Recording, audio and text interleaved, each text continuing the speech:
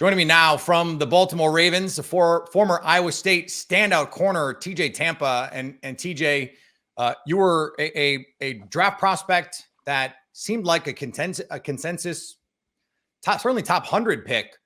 You fell a little bit. Are you the kind of player that is going to do the Amon-Ra St. Brown and be able to name every corner that went ahead of you in the draft in like a year or two? No, I definitely won't be able to do that. But I definitely got a chip on my shoulder, ready to work. So the pre-draft process, that had to have been unlike anything you had gone through before. Like recruiting is one thing, but then to go through the combine process and all of the interviews and all of that.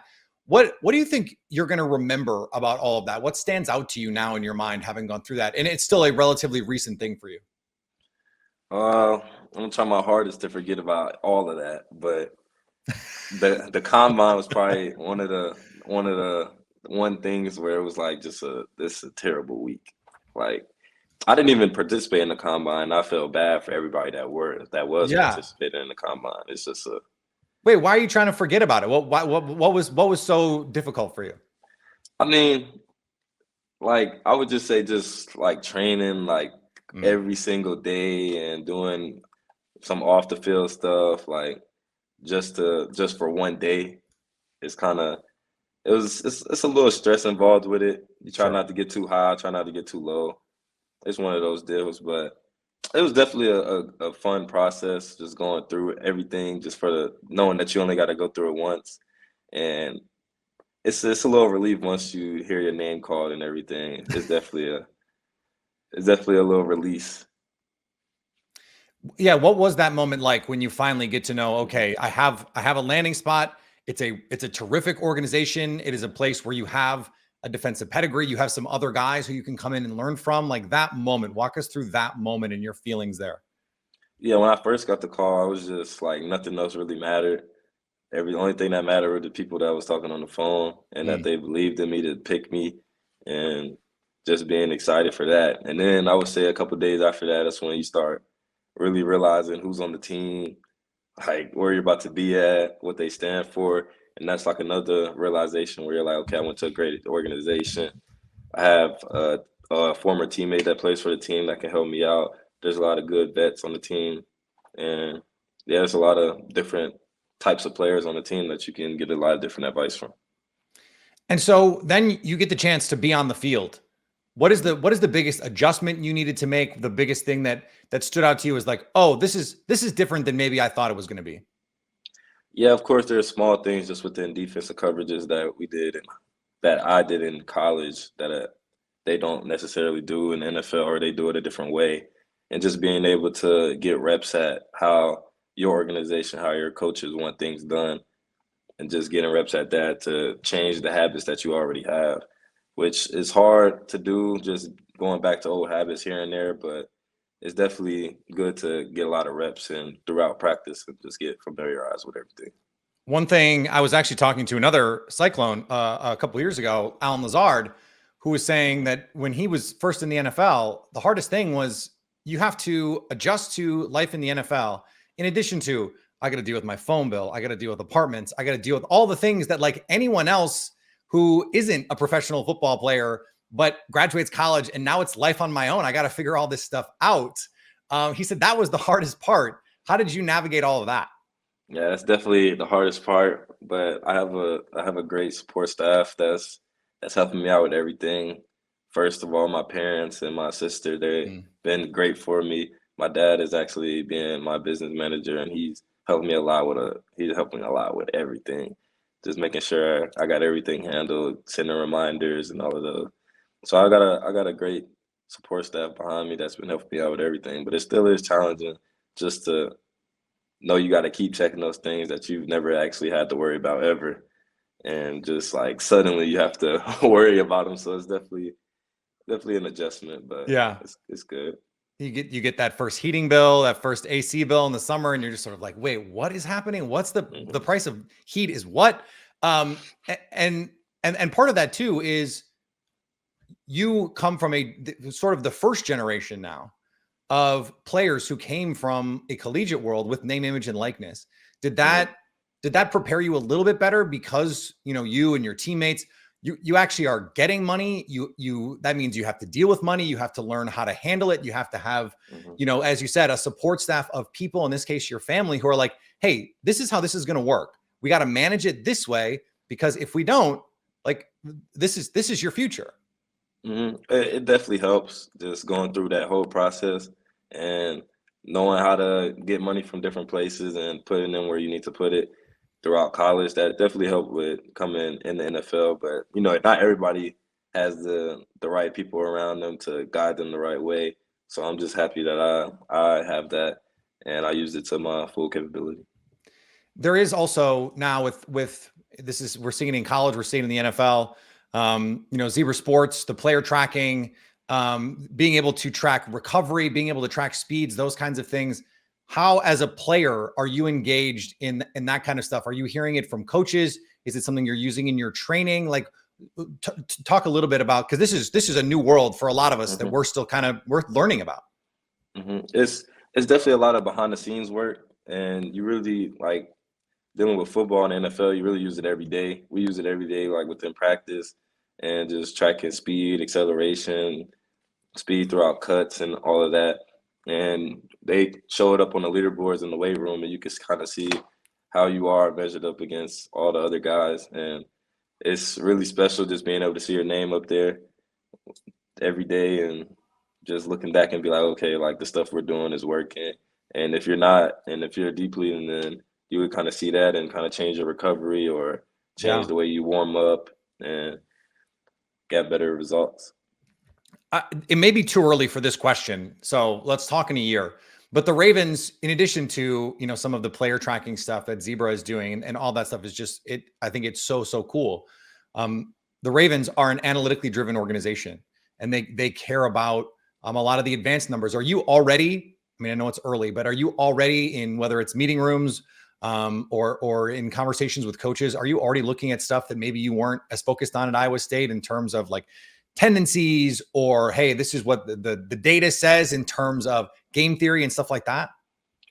Well, we haven't got too deep in everything, but not really individualized, but they definitely have talks with us throughout the whole team, just showing us how the data works within position groups, or they'll show one person and make it anonymous and just show how what they've done and what they've changed has helped them perform on the field. Is it a little bit more motivating? Like, hey, so-and-so is running faster than me today, like, or whatever it is, like, hey, I gotta up my game. Oh yeah, it's definitely motivation, and just seeing, of course, when the leaderboards drop, seeing somebody over you, like, okay, I gotta get right the next day. All right, I'm gonna throw this at you. So when I watched you at Iowa State, there was a player who you reminded me of because of the way that you're built, because of the length that you have, the size that you have. Undercutting in breaking routes was something that when I watched you, I went, the only big corner I've seen who does it like that is Richard Sherman. Is he someone that you've watched? Do you see that comparison? Do you understand what I'm like? Is that something you've worked on specifically? Because it kind of stood out to me that you were able to read, identify, and then react for a guy your size on those in breaking routes and still make plays, even if you're out leveraged. I've seen like film of Richard Sherman and I've watched him, but that's not really somebody I like broke down the film of. But yeah, I've watched him and seen him make incredible plays, especially him not being as fast as other people. And he's been great with his hands, of course, at the line, and just being able to read and react. Yeah, I've definitely seen it in film. That's not something that somebody that I've like actually broke down and watched.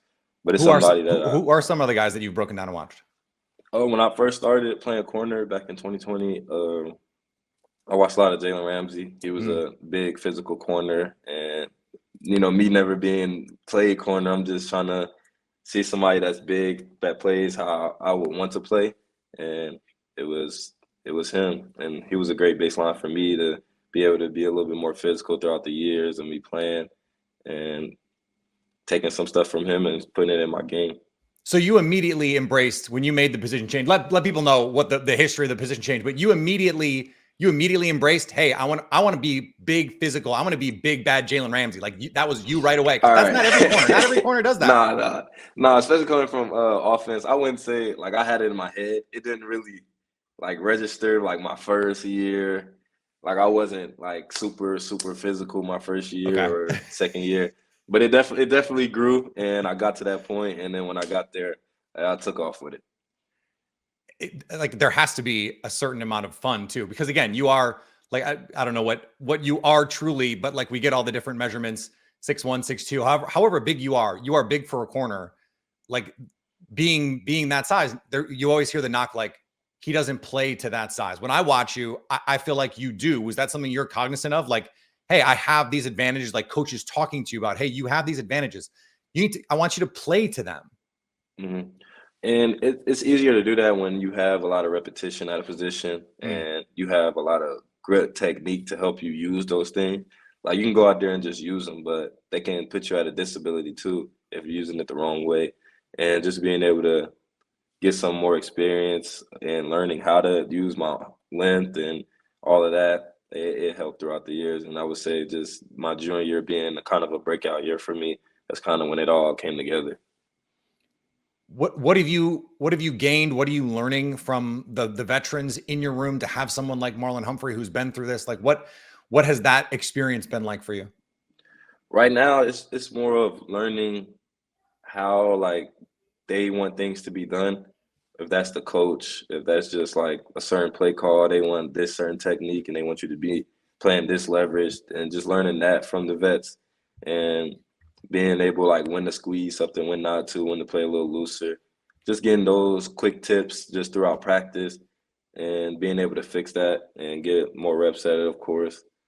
That's more likely what you're learning right now from vets. And of course, just trying to get a routine every day, just seeing how those guys after practice go and get in the tubs, get extra rehab, just being able to see that and adding it to yours. What do you make of the new defensive coordinator, Zach Orr? He seems like we don't know a ton from the outside, but he seems like a fiery guy, someone who's got that energy, former player. Like what do you make of Coach? Yeah, he's an incredible coach. Of course he's pretty young, so he's kind of relatable, and he also played for the Ravens, of course, which is also good. But he definitely brings the energy every day. There's not one day where he's like lackadaisical or he doesn't seem like he doesn't care what's going on. He's definitely serious every day. Comes in, has fun with it a little bit, and gets the work done. Have you had one of those moments yet with Lamar Jackson? Like, oh, Lamar is like that. I mean, yeah, seeing him in practice, I wouldn't say like me just being able to like talk to him all the time. Like I don't really talk to him that much. Like, but yeah, seeing him in practice do crazy stuff, make crazy throws, like take off and run. It's like it's surreal. It's one thing to see it in highlights, right? And then it's another thing to be lined up across from him or be on the sidelines and see him do it like on the field level, like the speed that he moves at. That the first time you saw that had like when he opened it up, that had to be like, whoa. Yeah, he's definitely really fast. You are such a defensive guy. Never want to compliment the offense. I love that. Who have you looked forward to going against, whether it's in practice now or once the NFL season starts?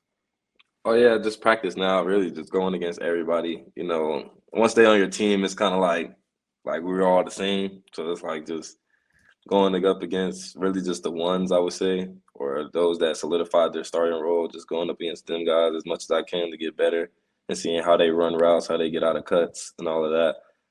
But when it comes to the season, I wouldn't say there's like just one person I'm looking forward to, but just really just looking forward to competing with everybody and getting better. Of course, there's a lot of big name guys on every team, and just decided to go against really all of them just to prove what I can do.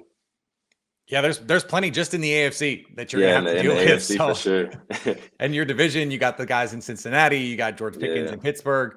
Like when you mentioned the physicality part of it, I'm just imagining you and George Pickens when he's coming to block you on a run fit.